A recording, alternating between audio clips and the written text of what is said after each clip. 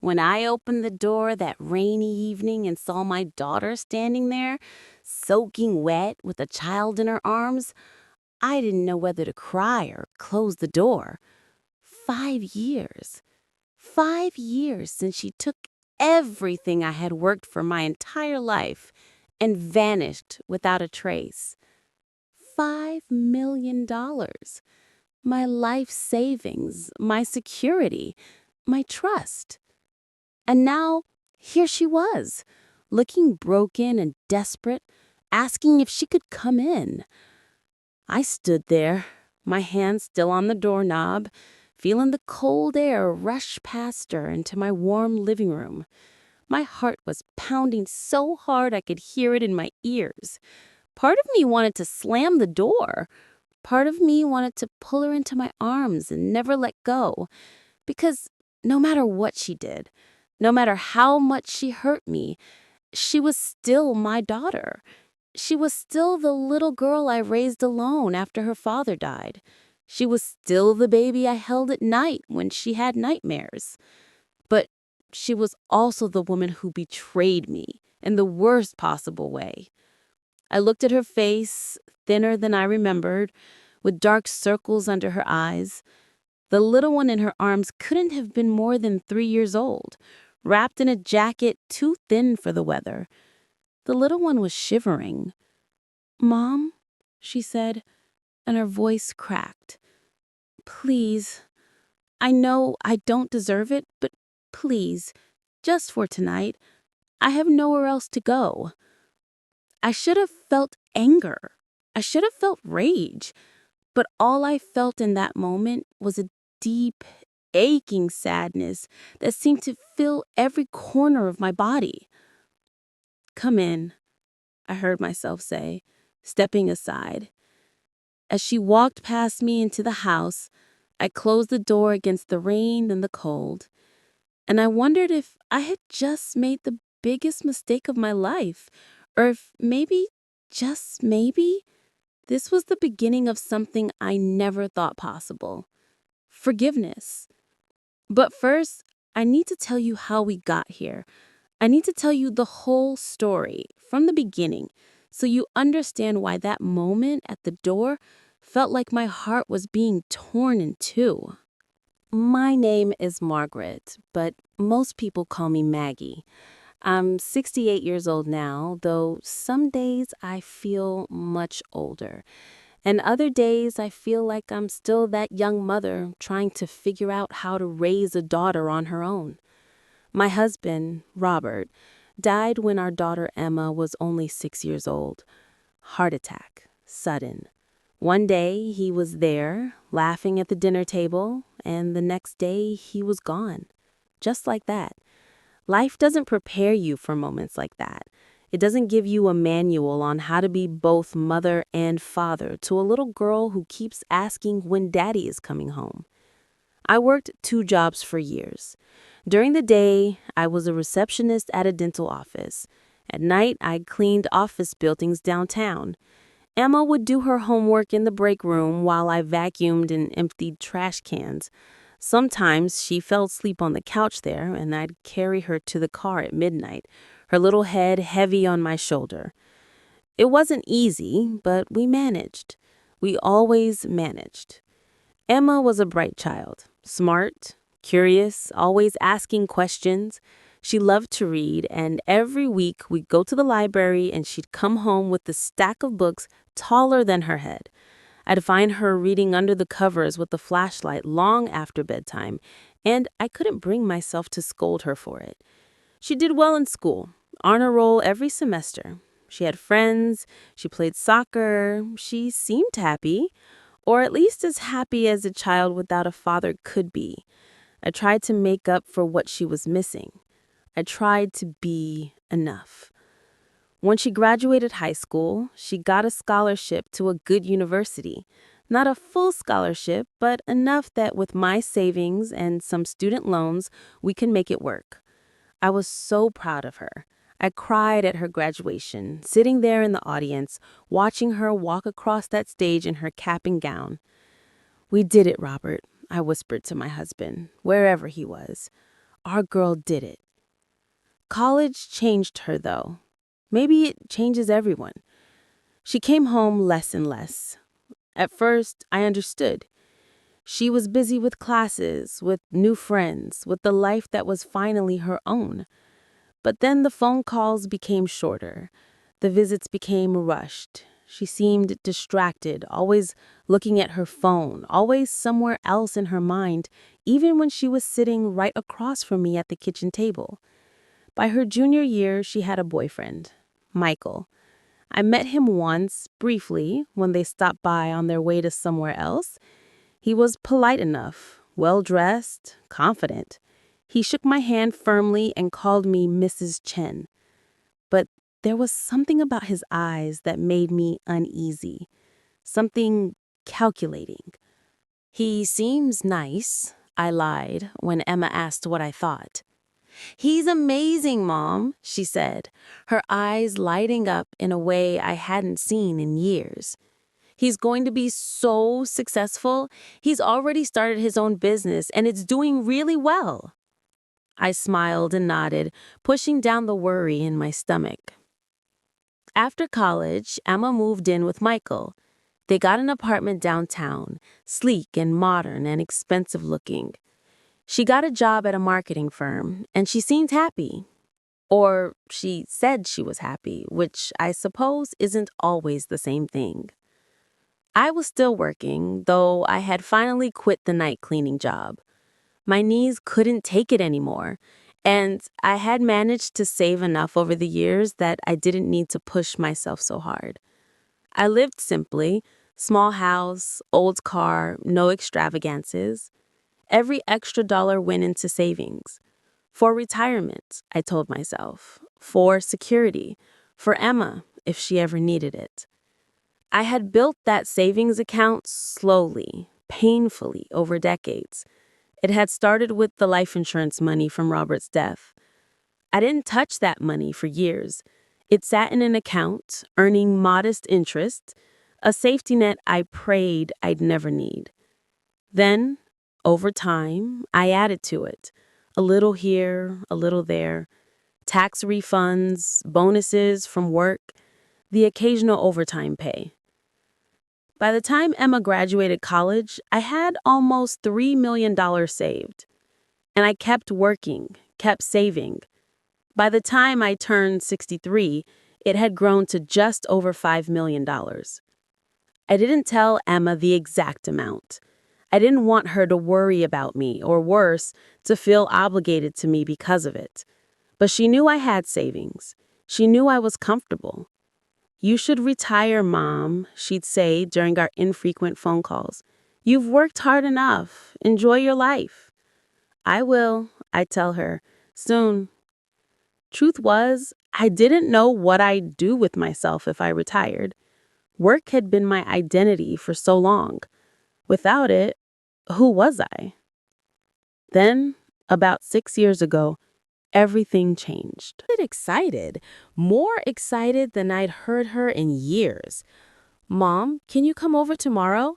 Michael and I want to talk to you about something." My heart jumped. Were they getting married? Was I going to be a grandmother? I tried not to get my hopes up too high, but I couldn't help smiling. "Of course, sweetheart. What time?" "How about lunch? I'll cook." Emma hadn't cooked for me in years. This must be something big. I barely slept that night, imagining what they might tell me. I picked out a nice outfit, fixed my hair, even put on a little makeup. When I arrived at their apartment the next day, Emma answered the door with a huge smile. "Mom, come in, come in." The apartment smelled like roasted chicken and herbs. The table was set beautifully, with flowers in the center. Michael came out of the kitchen, also smiling, also looking excited. We sat down to eat, and we made small talk for a while. The food was delicious. Emma had always been a good cook when she put her mind to it. I complimented her, and she blushed with pleasure. Finally, over dessert, Michael cleared his throat. "Mrs. Chen, Emma and I wanted to talk to you about an opportunity." My heart jumped slightly. Opportunity, I repeated. Yes, Emma said, reaching across the table to take my hand. Her eyes were bright with enthusiasm. Mom, Michael has a chance to invest in this amazing business venture. It's revolutionary. It's going to change everything. Michael nodded, leaning forward. It's a tech startup, artificial intelligence for healthcare. The company is about to go public, but there's a small window where private investors can still get in on the ground floor. We're talking about a potential return of 10, maybe 20 times the initial investment within 2 years. I felt something cold settle in my stomach. And you need money, I said quietly. We need capital, Michael corrected smoothly. Emma and I have already invested everything we have, but we're short of the minimum investment amount. We need another investor, someone we trust, to come in as a partner. How much? I asked. Emma squeezed my hand. We know you have savings, Mom. We would never ask if this wasn't absolutely certain. But Michael has done all the research. He's talked to financial advisors. This is real. How much? I asked again. Michael looked me straight in the eye. $5 million. The room seemed to tilt. $5 million. Everything I had. Everything I'd worked for. My entire adult life. That's everything I have, I whispered. And we'd double it for you, Michael said quickly. Maybe triple it. In 2 years, you'd have $15 million. You could retire in luxury. You could travel. You could do anything you wanted. I looked at Emma, really looked at her. She was nodding eagerly, her hands still holding mine. Mom, this is our chance to be really successful, and your chance too. You've worked so hard for so long. You deserve this. I wanted to say no. Every instinct I had was screaming at me to say no. But Emma looked so happy, so hopeful. And she was my daughter, my only child, the person I loved most in the world. Can I think about it? I asked. The excitement dimmed slightly in their faces, but they both nodded. Of course, Michael said, but we need to know within a week. The investment window closes then. I went home that night feeling sick to my stomach. I couldn't eat. I couldn't sleep. I lay in bed staring at the ceiling, thinking about that $5 million. It represented my entire adult life. Every sacrifice, every late night, every aching back and swollen feet, every birthday party I missed, every school event I worked through. But it also represented Emma's future. And wasn't that what I'd been saving for all along? For her? I called her the next day. I'll do it, I said. Emma screamed with joy. Mom! Oh, Mom, thank you. Thank you so much. You won't regret this, I promise. The next week was a blur of paperwork and bank transfers. Michael handled everything. He had me sign documents that I barely understood, full of legal language that made my head spin. I should have had a lawyer look at them. I should have done more research. But Emma was there, smiling, reassuring me that everything was fine. It's just standard investment paperwork, Mom, she said. Don't worry. I transferred the money. All of it. $5 million moved from my account into an investment account that Michael had set up. You're a partner now, he told me, shaking my hand. Welcome aboard.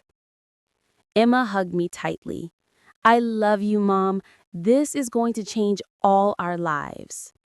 And she was right. It did change all our lives. Just not the way any of us expected. For the first few weeks after I invested the money, I heard from Emma regularly. She called every few days, sounding excited, telling me about meetings and developments with the company. Michael was always busy, she said, working day and night to make sure everything went perfectly. The company is getting so much interest, she told me one evening. There are venture capitalists circling. This is really happening, Mom. I tried to share her enthusiasm, but I felt hollow inside. My bank account showed a balance of $8,000. That was what I had left after the investment. $8,000 after a lifetime of work. I told myself it would be fine. In 2 years, I'd have more money than I ever dreamed of. I could finally rest, finally stop worrying. But the worry didn't stop. It grew. 3 months after the investment, I asked if we could meet for coffee. I just wanted to see her face. I wanted to ask about the company, to understand what was happening with my money. "This week is crazy, Mom," she said. "Can we do it next week?" Next week became the week after, and then the week after that. Finally, 4 months after I'd given them the money, I drove to their apartment unannounced. I know it was wrong. I know I should have called first. But something inside me needed to see her, needed to know everything was okay. I knocked on the door. No answer. I knocked again. Still nothing. "Emma," I called. "It's Mom. I just wanted to stop by and say hello." I heard movement inside, whispers, then footsteps. The door opened a crack, and Emma peered out. She wasn't smiling. "Mom, what are you doing here?" "I wanted to see you, sweetheart. It's been months." "I told you I've been busy." "I know. I just thought, can I come in? Just for a few minutes?" She hesitated, then opened the door wider. But she didn't invite me to sit down. She stood in the entryway, arms crossed, looking uncomfortable. "Is everything okay?" I asked. "Everything's fine." "How's the investment going? I haven't heard any updates lately." "It's going well. These things take time, Mom. You have to be patient." "I am being patient. I just thought maybe we could have dinner sometime, or lunch. I miss you." Emma's expression softened slightly. "I miss you too, Mom. But right now is just a really intense time. Michael and I are working around the clock. Once things settle down, we'll have more time." I nodded, trying to smile. "Okay, I understand. I'll call you soon, I promise." But she didn't call. Not that week, not the next week. By 6 months after the investment, I was starting to panic. My small remaining savings was dwindling. I was still working, but at my age, the job was getting harder. My knees hurt. My back hurt.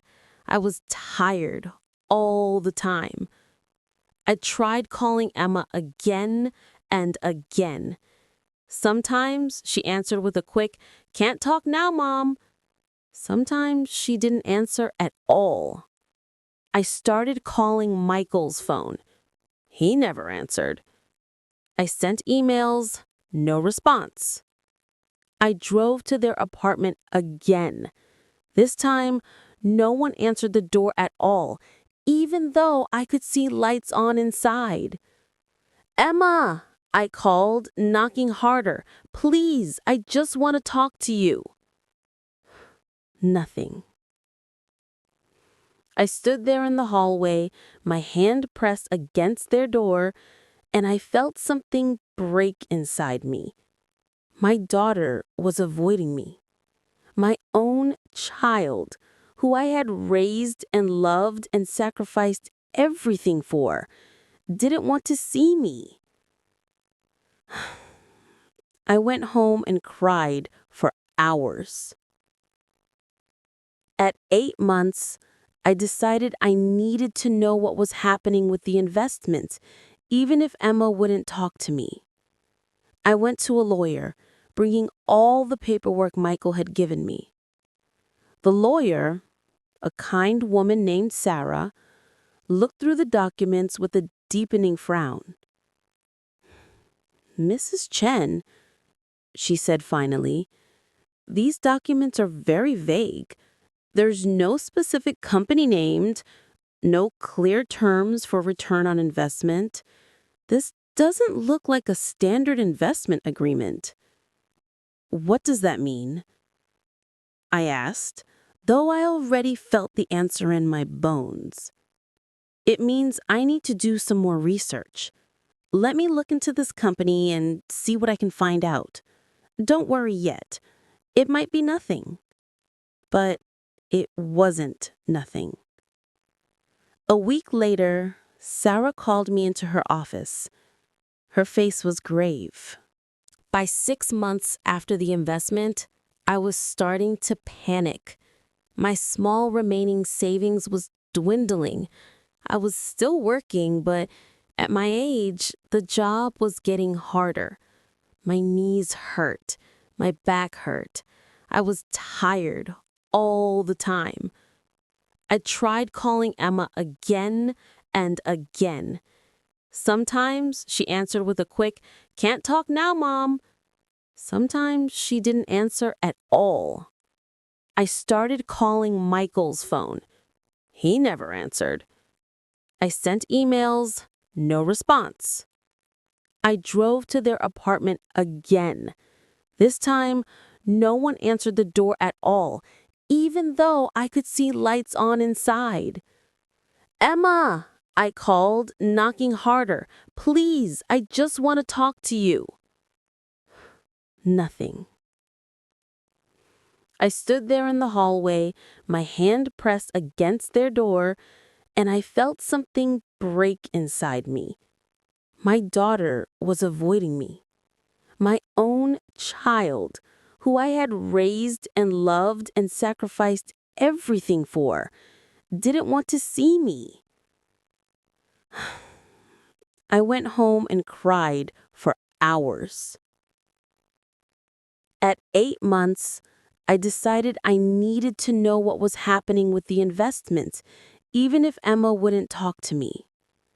I went to a lawyer, bringing all the paperwork Michael had given me.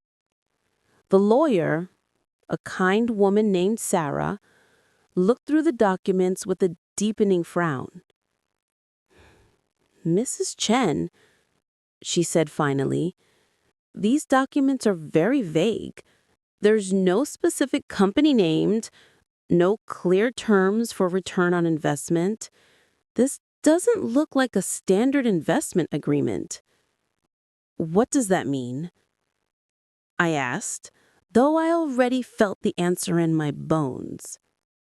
"It means I need to do some more research. Let me look into this company and see what I can find out. Don't worry yet. It might be nothing." But it wasn't nothing. A week later, Sarah called me into her office. Her face was grave. "Mrs. Chen, I'm so sorry. The company Michael told you about doesn't exist. There's no artificial intelligence healthcare startup. There's no investment. The account he set up is closed. The money is gone." The room spun. I gripped the arms of the chair, trying to breathe. "Gone?" I whispered. "I've reported this to the police. This is fraud. They'll investigate, but I need to be honest with you.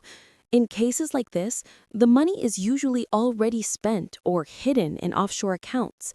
The chances of recovering it are very small." "But Emma," I said. "Emma was part of this. She knew. She encouraged me to invest. She couldn't." Sarah's expression was sympathetic but firm.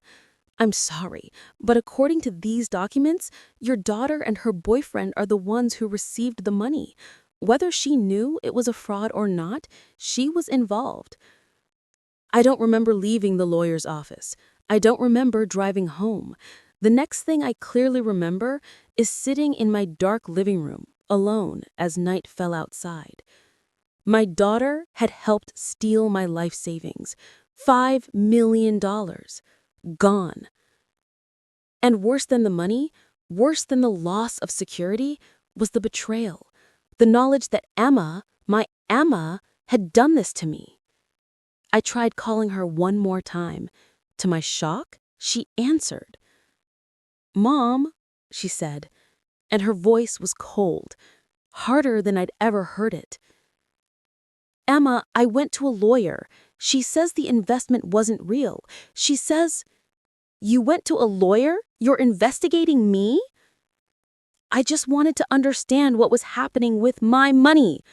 "Your money. God, Mom, you're so selfish. We gave you an opportunity to be part of something bigger, and all you care about is your money?" I couldn't breathe. "Emma, it was everything I had. And we were going to make you rich, but you couldn't trust us. You couldn't just believe in me for once in your life." Sweetheart, please, just tell me what's happening. Is the company real? Is the investment real? There was a long silence. "I can't talk to you right now," she said finally. "I need some space." "Emma!" The line went dead.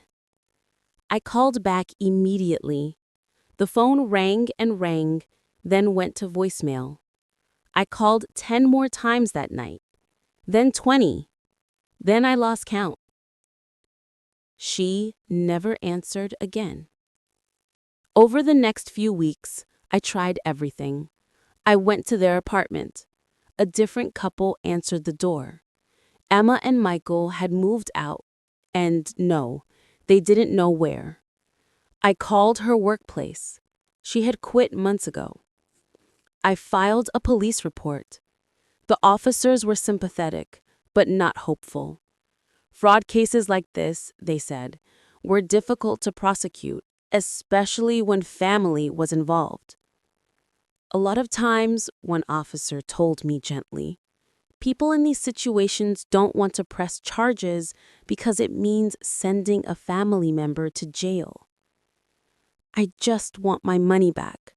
I just want to know my daughter is okay. But I couldn't find her. She had disappeared completely. Her phone number stopped working. Her email bounced back. Her social media accounts were deleted. She was gone. And she had taken everything with her. I had to keep working. At 63 years old, with a bank account balance that was shrinking towards zero, I had no choice. I picked up extra shifts. I cut every expense I could. I moved to a smaller, cheaper apartment. I sold my car and took the bus. Every day was a struggle. Every night was a nightmare.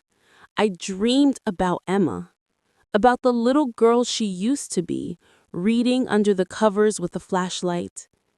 I dreamed about her graduation, the way she'd smiled and waved at me from the stage. And I dreamed about that last conversation, her cold voice saying, "I need some space." The years passed slowly. 1 year. 2 years. 3 years. I worked as a cashier at a grocery store. The pay was minimum wage, and after rent and bills and food, I had almost nothing left. I qualified for some assistance, which helped, but it wasn't much. I learned to live on very little. The other cashiers were kind to me. They were mostly young people, working their way through college or trying to figure out their lives. They called me Miss Maggie and helped me when the register system confused me. I made a few friends, other older women in my apartment building, women who also lived alone. We'd have coffee sometimes, sitting in the building's common room, talking about children and grandchildren. I never told them about Emma. I couldn't. The shame was too deep.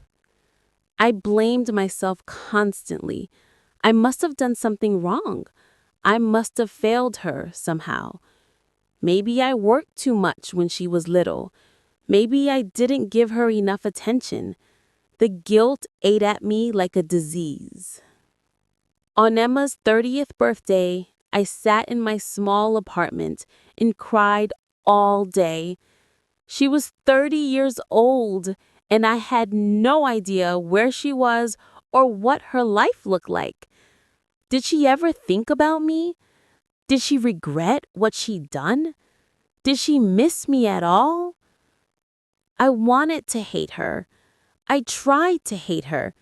It would have been easier than this constant, aching love that had nowhere to go. But I couldn't hate her. She was still my daughter. The 4th year was a little easier. I had learned to live with the grief. It was always there, a heavy weight in my chest, but I'd learned to carry it. I functioned. I worked. I ate. I slept. I kept going because what else could I do? By the 5th year, I had mostly stopped expecting to ever see Emma again. I had accepted my life as it was. Small, simple, lonely, but bearable. I still thought about her every day. I still wondered where she was, but the sharp edges of the grief had dulled into something more manageable. And then, on that rainy evening in October, 5 years after she disappeared, she knocked on my door. I stood in my small living room, watching Emma drip water onto my worn carpet. The child in her arms had fallen asleep, little head resting on Emma's shoulder. Up close, I could see how much my daughter had changed. She was thin, too thin. Her clothes were old and didn't fit well. There was a bruise on her wrist, fading to yellow. Her hair, which she'd always kept so neat and styled, hung limp and dull around her face. But it was her eyes that shocked me most. They looked empty, haunted, nothing like the bright, confident eyes I remembered. "Thank you," she whispered. "Thank you for letting us in." I didn't know what to say.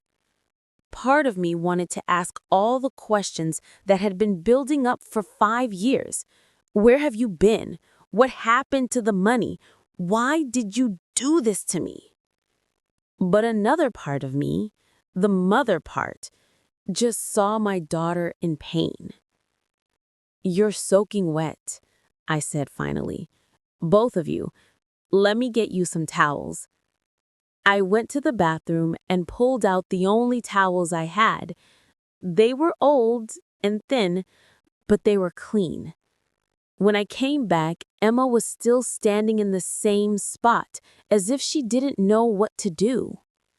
"Here," I said, handing her a towel. "Dry off the little one first."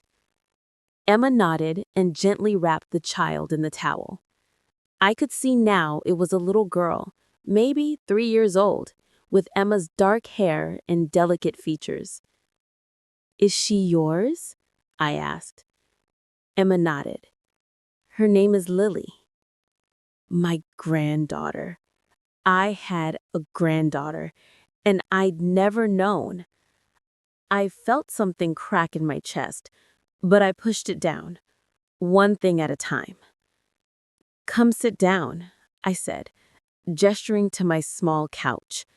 "You must be exhausted." Emma moved slowly, like she was in pain. She sat down carefully, still holding Lily close. I sat in the chair across from them, and we looked at each other across the small space. 5 years of silence between us. "I don't know where to start," Emma said finally, her voice barely above a whisper. "Are you hungry?" I asked. It was easier than asking the real questions. She nodded, and I saw tears fill her eyes. I went to the kitchen and heated up the soup I'd made earlier. It wasn't much, just vegetable soup with some bread, but it was warm and filling. I brought it out on a tray with some water. Emma ate like she hadn't seen food in days. She tried to be polite about it, tried to eat slowly, but I could see the hunger in her. Lily woke up and ate too, messily, getting soup all over her face. Emma cleaned her gently, whispering soft words. I watched them, and I felt my heart breaking and healing at the same time. When they finished eating, Emma looked at me with those empty, haunted eyes. "I need to tell you everything," she said. "You deserve to know." I nodded, bracing myself. "Michael," she started, and her voice shook. Michael wasn't who I thought he was. He was a con artist. He'd done this before to other people, and I was stupid enough to fall for it. She took a shaky breath. "I didn't know, Mom. I swear I didn't know. I really believed the investment was real. I really thought we were going to make you rich, make all of us rich." He showed me documents, projections. Everything looked so legitimate. "What happened to the money?" I asked quietly. "He took it and ran. 2 weeks after you transferred it, he was gone. He emptied the account, deleted his online presence, vanished. And he left me with nothing. Worse than nothing. He left me with debt and a baby on the way." Emma wiped her eyes with the back of her hand. "I found out I was pregnant the day after he left. And I was so scared, Mom. So ashamed. I'd helped him con you, my own mother. Even though I didn't know, I was still part of it. How could I face you?" "You could have called me," I said, and my voice cracked. "You could have told me." "I know, I should have. But I was a coward. I thought I could fix it. I thought I could find him, get the money back, make everything right. So I spent months tracking him down, hiring investigators I couldn't afford, going deeper into debt." I laughed bitterly. I never found him. He was too good at disappearing. "Where have you been all this time?" I asked. "Everywhere, nowhere. I moved from city to city, working whatever jobs I could get, trying to make enough to survive and pay down the debt. I had Lily, and she became my whole world. But it was so hard, Mom. So hard." Emma's voice broke completely now, and she sobbed. "I worked 2 jobs, sometimes 3. I slept in my car sometimes. I left Lily with babysitters I barely knew. I did everything I could, but it was never enough. And every day I thought about you. Every day I wanted to call you, but I was so ashamed." I felt tears running down my own face now. "What brought you here tonight?" I asked. "I lost my last job 3 weeks ago. I couldn't pay rent. We got evicted 2 days ago. I've been sleeping in shelters with Lily, but tonight they were all full. It's cold and raining, and I had nowhere else to go." She looked at me with such pain in her eyes. "I don't deserve your help. I know that. I destroyed your life. But Lily doesn't deserve to sleep on the streets. So I came here hoping, praying that maybe you'd have mercy on her, even if you couldn't forgive me." I sat there, looking at my daughter and granddaughter. Emma was right. She had destroyed my financial security. She had broken my heart. 5 years of my life had been defined by the pain she caused. But she was also clearly a victim too. A victim of Michael, yes, but also a victim of her own poor choices and pride. And she was still my daughter. "You can stay here," I said. Emma looked up sharply. "What?" "You can stay here. Both of you. It's not much, but it's warm and dry. You can sleep on the couch. We'll figure out the rest tomorrow." "Mom, I can't. I don't deserve it."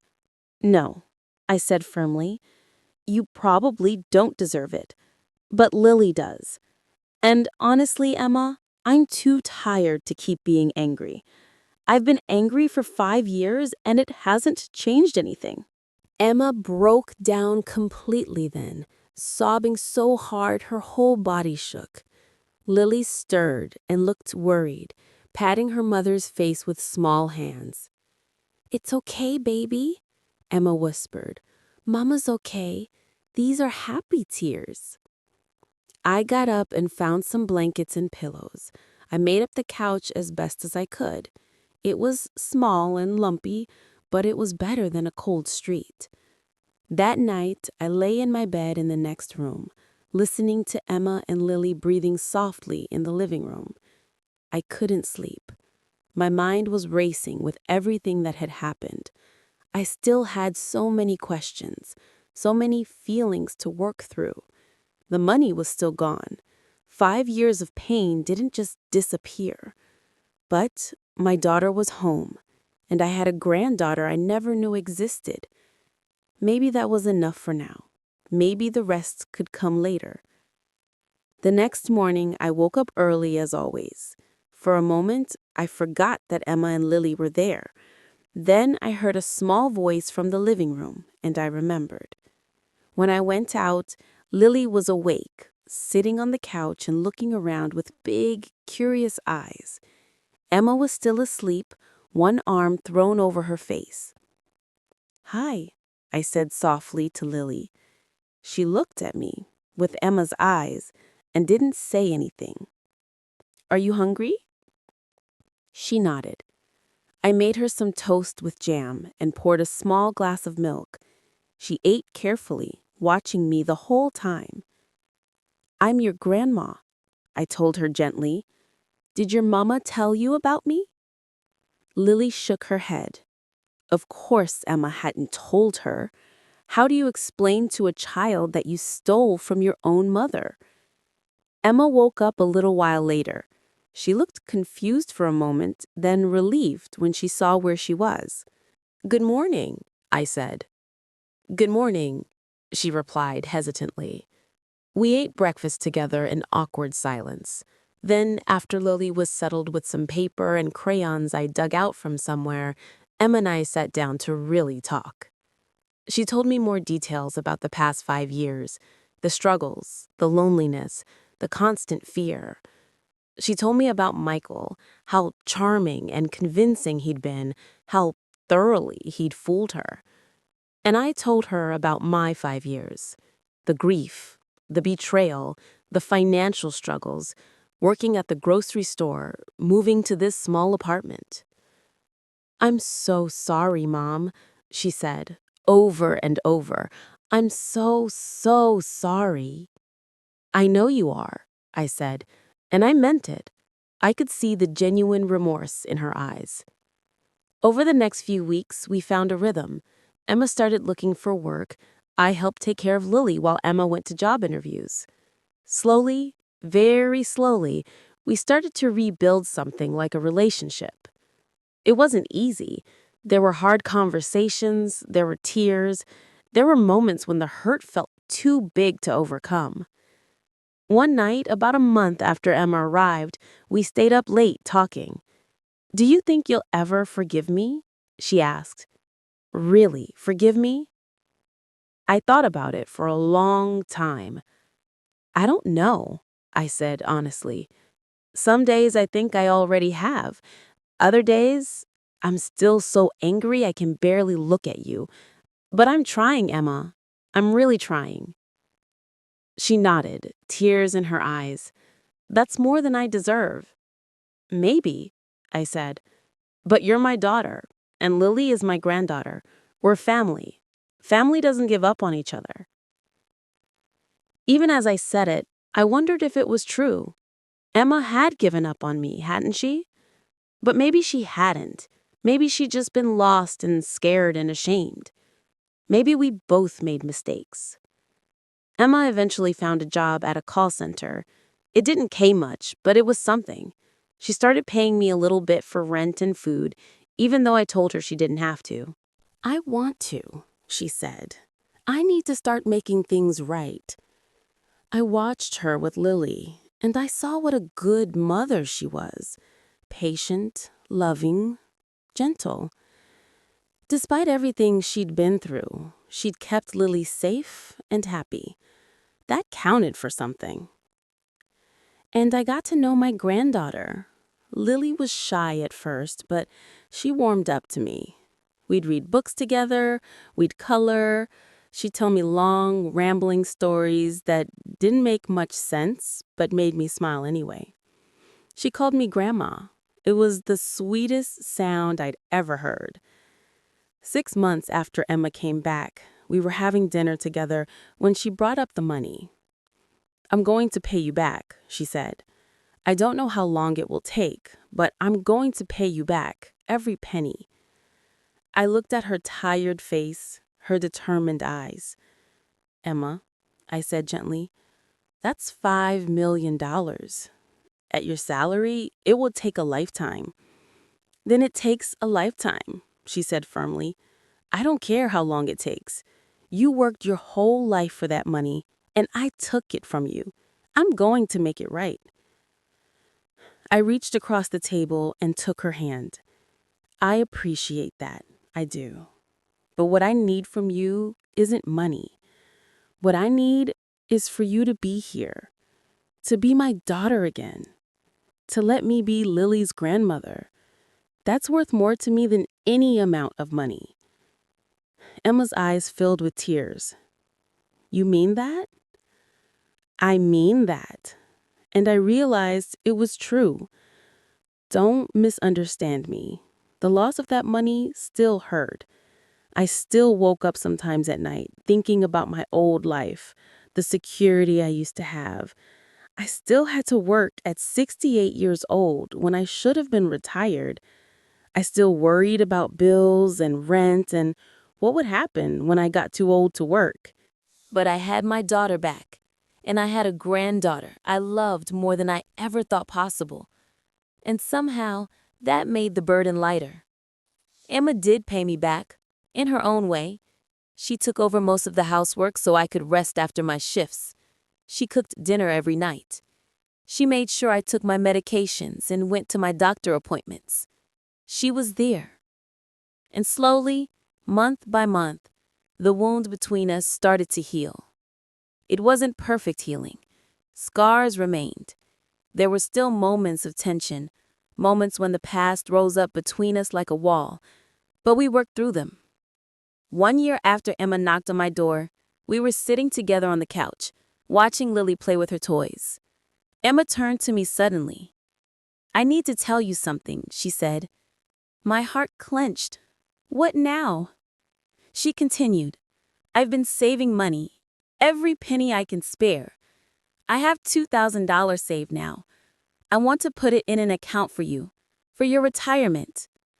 Emma, you don't have to. I know I don't have to. I want to.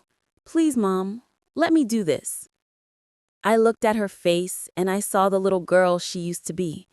The one who would bring me drawings from school, so proud of what she'd created. The one who would save her allowance to buy me flowers on Mother's Day. Okay, I said. Thank you. She hugged me tightly, and I felt something shift inside me.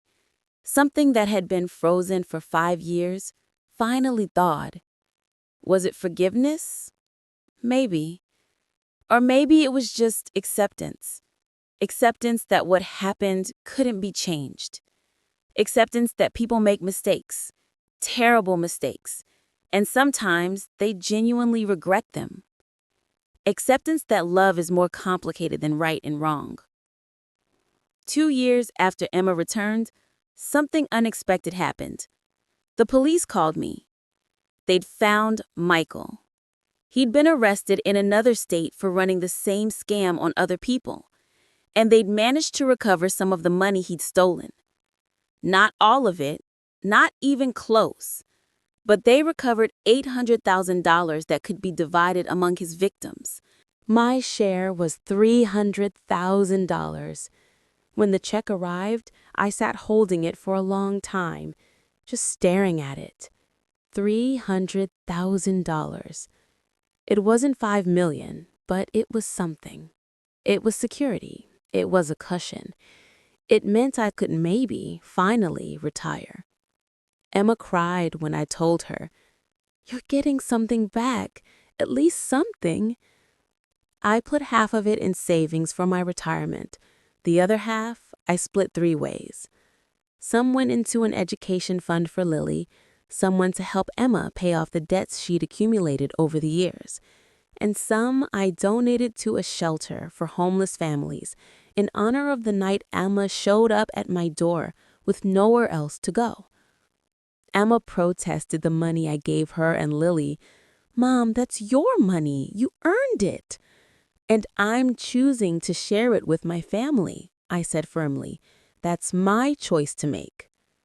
Now, sitting here 3 years after Emma came back, I think about how strange life is, how one decision, one choice can change everything, how pain and joy can exist in the same moment, how forgiveness isn't a single act but a daily practice. I'm 71 now. Emma is 33. Lily is 6 and starting first grade. We still live in my small apartment, though we've talked about finding a bigger place together. I retired last year. I spend my days reading, volunteering at the library, and watching Lily after school while Emma works. Emma got promoted at her job. She's doing well. She's rebuilt her life piece by piece. We have family dinners every night. We celebrate holidays together. We've created new traditions. Lily knows that families can be complicated, that people make mistakes, but that love can survive even the hardest things. Sometimes people ask me how I could forgive Emma for what she did, how I could let her back into my life. The truth is, I don't know if I've fully forgiven her. Maybe I never will. Maybe some hurts are too deep to completely heal. But I've learned that forgiveness isn't always about forgetting or excusing what happened. Sometimes it's just about choosing to move forward, choosing to find whatever good you can in a broken situation. Emma took $5 million from me. She took my security, my peace of mind, years of my life. That will always be true. But she also gave me something back. She gave me herself. She gave me Lily. She gave me a family again. And she gave me the chance to show that love can be stronger than betrayal, that grace can exist alongside pain. Is it enough? I don't know. Some days yes, some days no. But when I watch Lily playing, her laughter filling our small apartment, or when Emma hugs me goodnight and whispers, "I love you, Mom," I think maybe it is. Maybe this bittersweet reunion, with all its complications and scars, is what healing actually looks like. Not perfect, not painless, but real. And maybe that's the lesson in all of this, that life rarely gives us the endings we want, that people disappoint us, hurt us, break our hearts. But sometimes, if we're brave enough to open the door when they come back, we can find something worth keeping in the wreckage. I still miss the life I could have had with $5 million. I still think about the retirement I planned, the security I lost.